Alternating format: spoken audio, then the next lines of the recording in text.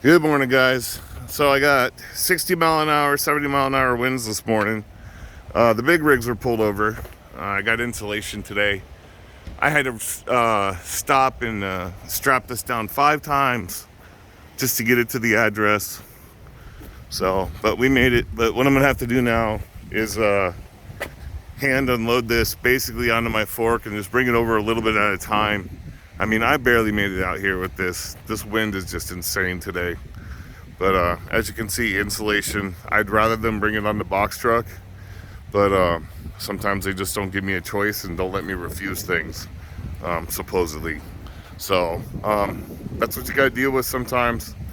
And I'd like to have that double strapped, and it's supposed to be below the headboard. So there's 2 issues there that needed to be addressed. But most importantly, we got it here, and now I'm just gonna have to deal with it mostly by hand now. So that's best case scenario in the wind there for insulation.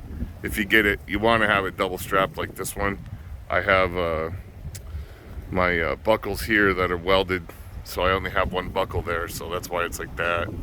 But you want to put this ideally back to back on the headboard when you have the opportunity, especially in wind like this.